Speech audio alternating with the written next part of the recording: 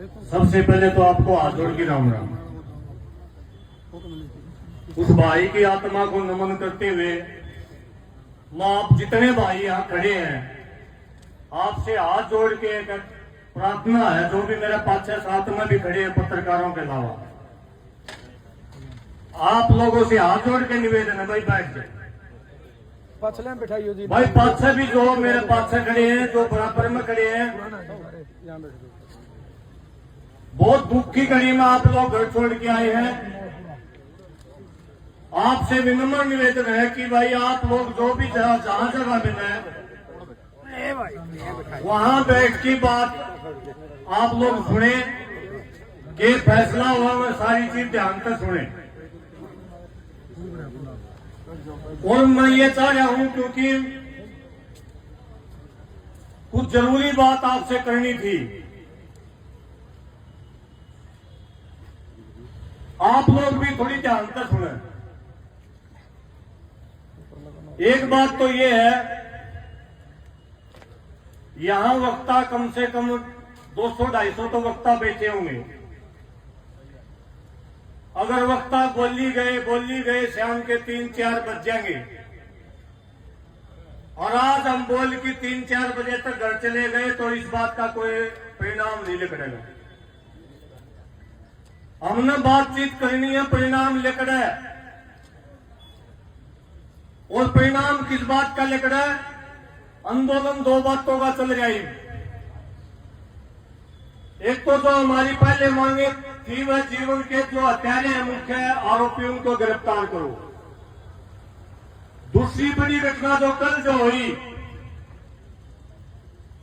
हमारे ऊपर लाठी चलाई गई, गोलियां चलाई गई, और जो इस आंदोलन के मुख्य रीढ़ की हड्डी जो इसका नेतृत्व था उसको 307 यूओपीए जैसे संगीन धाराओं में बंद कर दिया गया। एक तो मेरा निवेदन ये है कि जो पहले की जो कमेटी बन रही थी उनमें तो जो भाई आ रहे हैं वो भाई इकट्ठे होकर एक में विचार करो। जो भाई गिरफ्तार है उनको अगर पेश कर दिया गया, भीतर डाल दिया, ये मुकदमे ऐसे वैसे नहीं है छोटे मोटे की कट जाएंगे।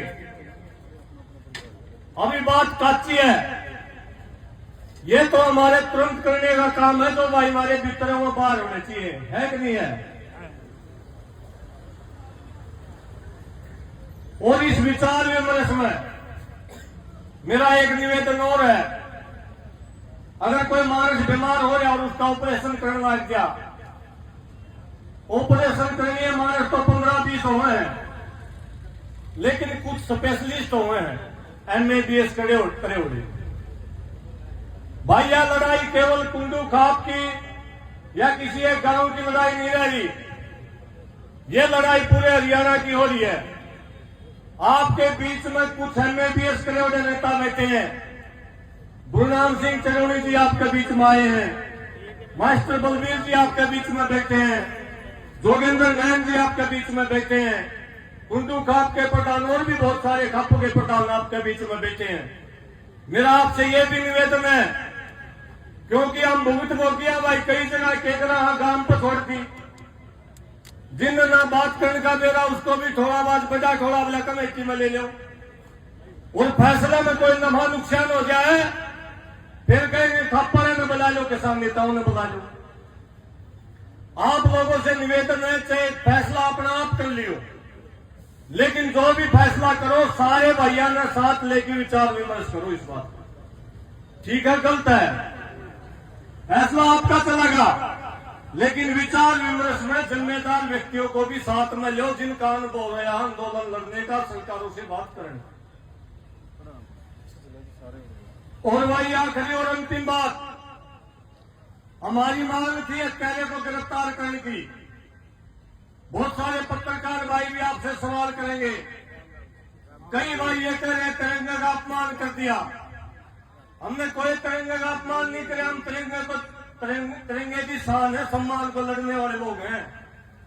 हम केवल मुख्यमंत्री से बातचीत करने के लिए वहां गए थे, और जो पुलिस ये कह रही है कि हमारे बस की बात नहीं, हमने पांदा खोली, उनमें 170 किसान नेताओं को और उसके जिसकी हत्या हुई है उस बच्चे के बाप को उनको तो ढूंढ लिया, चाहे वो बारसमंद तक आया हो, चाहे सेंट मोहम्मद नेडी तक आया हो, चाहे रोहतक तक आया हो, चाहे चीन तक आया हो, उनको तो ढूंढ लिया। एक आदमी नहीं पाया जो क्रिमिनल किस्म का आदमी है।